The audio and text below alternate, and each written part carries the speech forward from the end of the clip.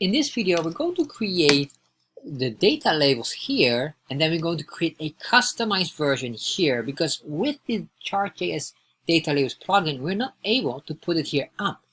And if you refresh here, you can see here this one has this movement, while this one does not. However, this has a different position, so we're going to figure out how we can position this nicely, matching with this specific bar that we're going to match with. So let's start to explore how to add the custom data labels at the specific position in chart.js. To do this, first of all, we need to get the default code, which you can find in chartjs-plugin-datalabels getting started, and the link you can also find in the description box. So we're going to scroll down here, just copy all of this. And if you want to understand what this does, I highly recommend you to watch this video that explains it all. So then what I want to do is paste that in here. And once I did that, I'm going to cut out the title here, paste that in there, save it, refresh, there we are. So what I'm going to do here, and this is very important because I want to show you the differences. So first of all, we're going to create, I guess, two specific bars. So we have it stacked on each other, because that's very important, because that was one of the, it's based on the question, that was one of that. Alright, so we're going to put here a comma, and I'm going to save that one in here. And let's say this is our cost, this is our sales. And what I will do with the sales, I'm going to just cut out this, put it in here, or at least just make them all green. There we are. And the red one, or basically the second one that we're going to the cost, will become red. So I just get the first line here, put it in there as well. So I'm going to say this is a solid color. I just want to make it solid. There we are. And there we are. Save this, refresh. Alright, so now we have them. Let's convert them into a stacked bar chart. So I'm going to say here X, and then we can say here stacked, because we want to make the item stacked here. Then we say here true. That's on the X scale. And of course, same goes here. Put a comma, stacked, true. Make sure you have a comma here. Save that and refresh. Alright, so now we have them, and what I will do is, just for the sake of it, I will just put in here a lower number, so it's easy to spot the difference later on. I'll just make them all 3, that's simple. There we are. So what I'm going to do now is I'm going to use the chart.js data labels, and I will put in one with the data label, and the other one will be at the very top. But for that, we cannot use the chart.js data labels. However, I want to show it to you so you have an understanding what I'm doing, and later on you will also understand why I want to show you this.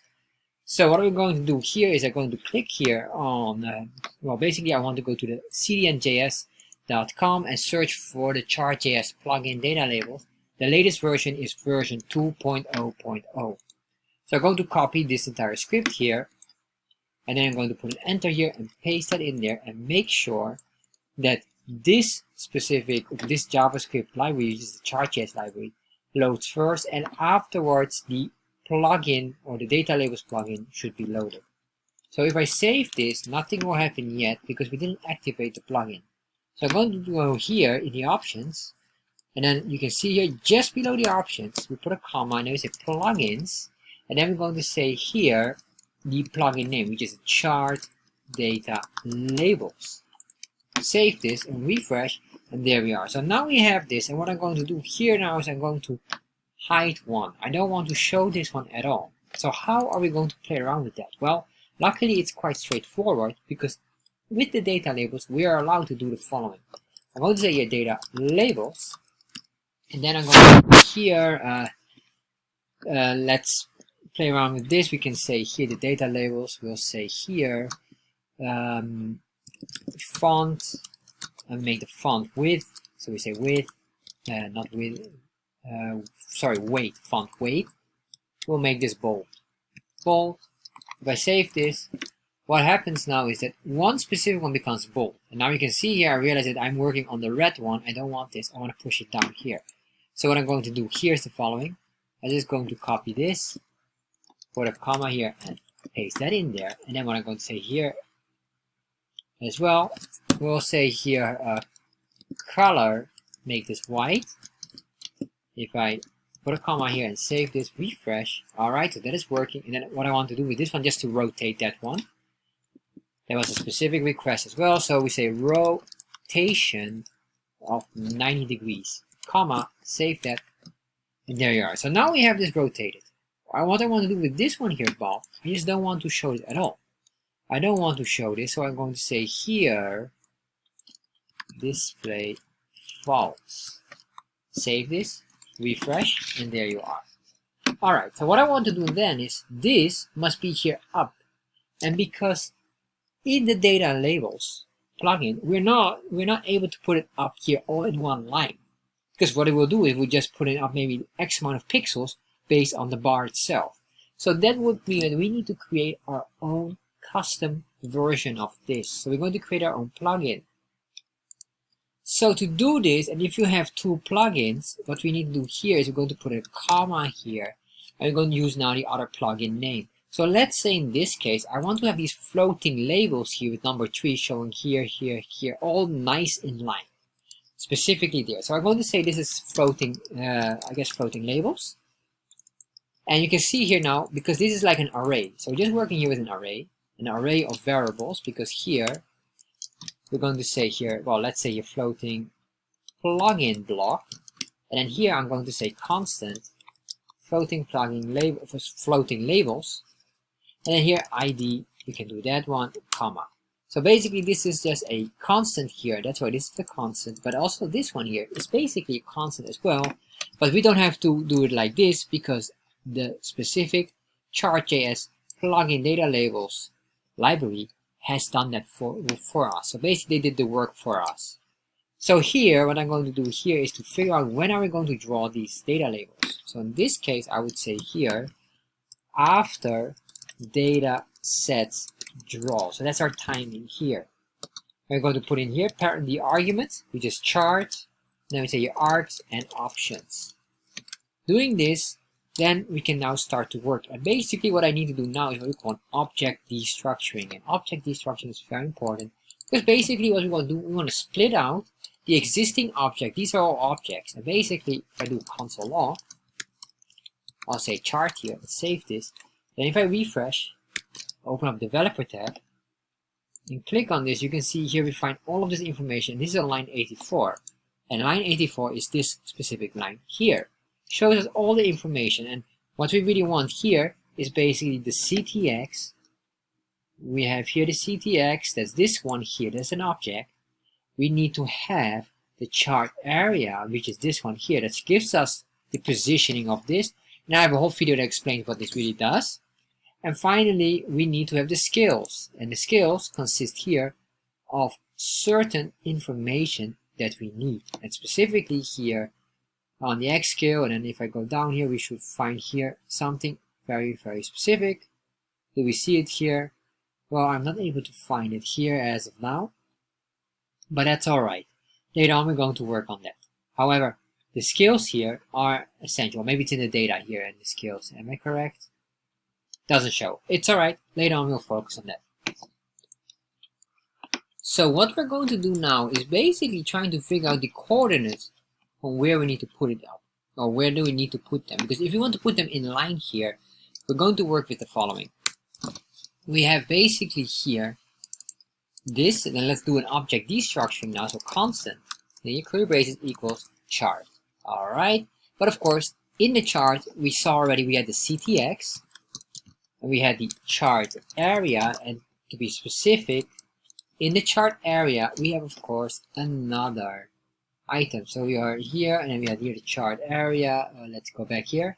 In the chart area, we have all of these items, but what I really need is just the top. And the top is basically these pixels here, which is 32 pixels before it starts to draw the official chart. So this line here is basically 32 pixels. So I'm going to say here, the top. And then what I need more here is a comma. Then what I need next is the scales. And what I need here basically is the, well, we can do X and Y, but probably we'll only need the X scale. So once I did this with the object destructuring, I don't have to go dig deep anymore like this. Normally you have to say chart, and then for example chart area dot top to get, for example, this variable. Now, instead of doing this, I can just say top. And you can see here, if I do a console log, and I do a console log here above, you will see here exactly that both will give us the same result. Save, refresh, 3232. Alright, so you can see they work nicely. What I really did here, because of the object destructuring, we're allowed to use shorthands, and another word for shorthand is a shortcut.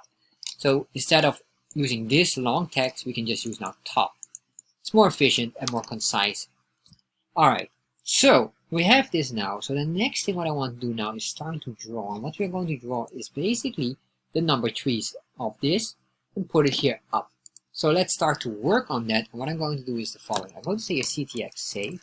And the ctx save basically indicates to save all the variables whatever we have and start working with those.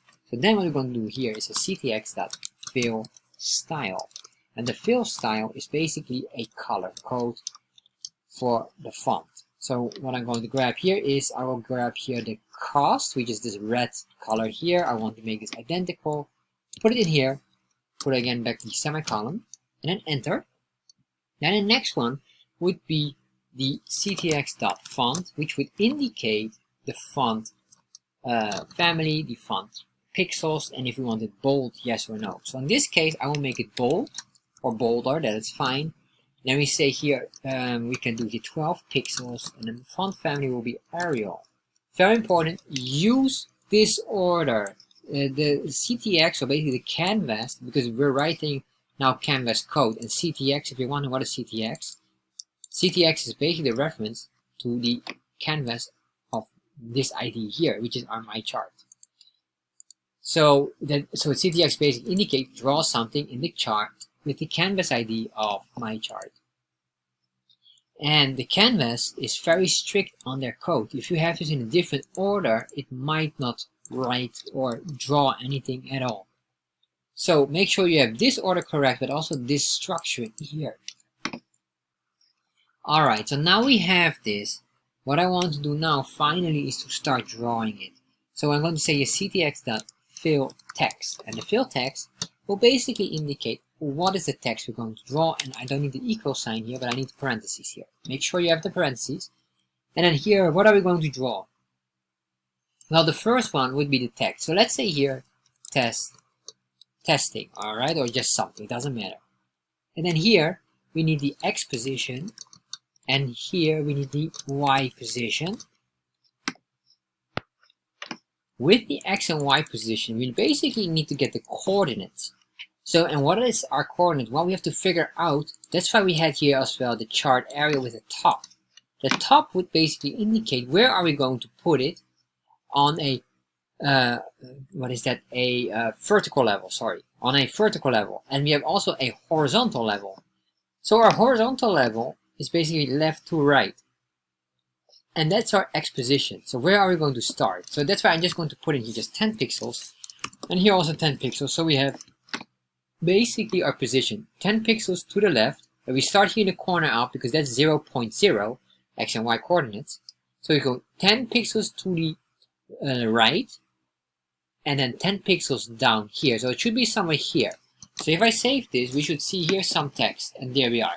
So we get this now, but of course this is not what we want. We want to be exactly here on top of these bars. Oh no, sorry, not even on top of the bars. I want to be here on top. So let's start to look how we do this.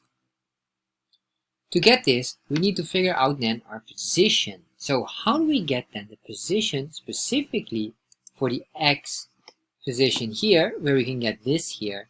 And how do we get here the Y position? Well, basically our Y position is the top here. Because if we put in here top, save that, it is now just a line here. And what we could do is we can push it a little bit down so it will never hit this line here by saying top, and then we do plus. Why plus? Well, if the top here is 0 and down here would be the full height, as you can see here, the height is 350 pixels. So, and then let's see, what was the top to be exact? We had the top here, if I'm not mistaken, we calculated the top, which would be about, if I'm not mistaken, 27 pixels. Well, we can just check that. Console log. top, save that, and then I'll just hide this. So then we can see here, if we are in the console log, the top is 32 pixels. So we could maybe move it because we have here a font with a font size of 12. So maybe we can move it. If I look at this here, we could maybe move it like 5 or 6 pixels down. So let's see if we do this. If I do this, how do we do that? We need to add plus 5 pixels or 6 pixels, so it will go down. So I do here plus 6 and then save, refresh. There we are. So now we're getting a bit better, so we're not touching this line here. And of course, you can remove the grid lines to solve that problem. But what I want next is I want to make sure that this is exactly here at the right position. So how do we do this? Well, for that, we need to get another coordinate, or we need to get here basically the specific position. So what I'm going to say here, just for the sake of it, I'm going to say a constant, and this is the y position, what we have so far, will be equal to that. And then now is the question, how do we get the x position here? So how do we do this? Well, let's look at this. So we have this, and what we can do is the following. I'm going to show you here again the chart here. Let's save this, refresh. Alright, and then we click on this, and then what I'm going to do here is we're going to look for a very specific item. Let's see if we can find it here, the meta sets. There we are. And then what we need to do here is we need to get here specifically the meta set index number 1. Here we get some information, but let's see if it's really showing the exact coordinates here. Not really. So there's a special command that we can use. So I'm going to just show you that one because I'm not able to find it there. It's not showing it. So all we have to do here is the following. We can say a chart dot get data set meta. Then data set will be number 1. And then we say dot data. And then here the index. And let's say here, let's say number 0 and then dot x.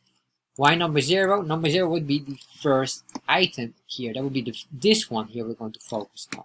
So if I copy this, put it in there, and then let's convert this one back into this.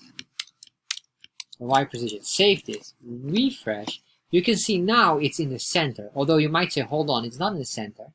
But it is. And the reason why it's now not in the center, or why it doesn't look like in the center, because we didn't do a text align. Right now, text align is on the left side. Very similar to CSS if you have a text align. What we need to do is a text align center. Then it will move nicely here in the center. So let's do that one right now. So we're going to go here. And I'm going to say here ctx dot. And then we're going to say here text align. Let me make sure you spell it correctly. Then we say here equal center. Save, refresh. Now this is nicely in the center.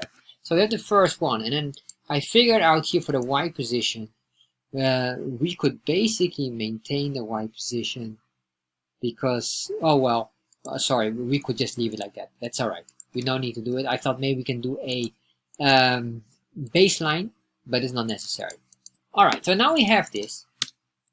What we need to do now, of course, is because now we need to look through this, because look, here we have a hard-coded method. So what I'm going to do here now is just a very simple for loop. And this for loop is very simple. We say let I equals 0. And then what we want to do here, I should be kept on loop as long as it is smaller than, and then what? Well, we can get here the chart.config.data.dataset index 1. That's the one we want to grab, and then dot data.length. What we're really doing here is getting the length of the dataset index of data here. Where is it? This one here. So if we have here like 1, 2, 3, 4, 5, 6, 7, so it will loop 7 times. So what I want to do here then, semicolon, and I say I++, because we need to loop through this to get all these coordinates. So what I'm going to do now is we're just going to grab all of this, cut this out, put it in here, put an indentation in here, and then here this 0 should be indicated as I. If I save this now and refresh, you can see now we have this nicely for 7 times. Alright, so now we're getting very close to it, because this here, the text, needs to be converted into the data value that we have here. So how are we going to do that? Well, if you look at this, we have here all these data sets config. You can probably just guess, we can just copy this and just say we put it in here. But then here I want to say here a index of I. Save that, refresh, and there we are. So now we have this as well. And then basically here we have these numbers here differently. But this is the reason why I want to show you this. If I refresh this, what is happening? This here doesn't move, as you can see here yet. I'm going to show you as well how we can fix these things, but it doesn't have the animation like these numbers here that is moving. So this is very important. So if it doesn't matter, in that case this is acceptable for you, then that's fine. However, what I do want is to create the hidden effect. And what I also want to do here, just for the sake of it, at least show you that this is really a dynamic value. Here, number 9. Save that, refresh. Alright, so now we have this here. What I want to do now is start working on how we can make sure that if we click on this, that we hide the red numbers, or the red pinkish numbers. So what we're going to do here is basically the following. And what I want to do here is a very simple if statement. And this if statement will help us regarding to the coloring of this, because we have here the color, and so I'm going to show you here a simple item here. So what I'm going to do here is the following. I'm going to say here if, then if we say chart.is dataset visible, which is a function, then we say here the item would be index, or dataset index. Which dataset index are we talking about? Number 1. Here's one number 1, here's number 1. Why? Because of course we're working with the red bar. So then what I want to do is the following. So if that is the case, or sorry, so we have to make sure that if this is visible as equal to true, then what I want to do here is just show you this console log first. So we have this. Save that, refresh. And then what I want to do here is, do we have any other console log? That's this one. I'm going to remove all of this, so it will be cleaned out. Refresh, set them true. If I click on this, although it sets on true, I realize I know why, because it's like an if statement. I need to put it outside here. So this comment out, save. There you are. Now if I click this, you can see now it's false, true, false, true, false. Alright, so this will mean that this understands the item here, so you can figure out what we're going to do here is basically this. So if this is true, all I want to do then is I want to say here the color will be this color, this red color. And else, what I want to do here, I don't want to remove it. This is very important. I don't want to remove it. What I really want to do now is a cosmetic trick. Is basically to make it invisible. Then I say here, transparent. Save this. Semicolon here, save this again, and we can maybe hide this console log, save, refresh. Now if I click on this, and there we are. So with this, we can basically do it, and there you are. However, of course, you can see here we have this nice animation here. What we're really doing here is just show and hide instantly. So there's no nice animation with that. However, quite acceptable if we want to adjust this. So maybe you want to put in some extra padding here above. What we could do here, maybe to push it down 12, save that, refresh. Alright. So what I want to do, this is the final item, because this might be an issue. You can see here we have 3, and this would be 25. So what happened if I would hit this on 25? So there will be here 3 plus, this is then basically 21 altogether. So plus 4, what will happen then? So this will be number 7. Save that. Now number 7 is invisible. So what we need to do here is what we call a grace area. So we need to create a grace area which creates extra space between these lines here basically. So what I'm going to do here is, in the y-axis, we'll say grace.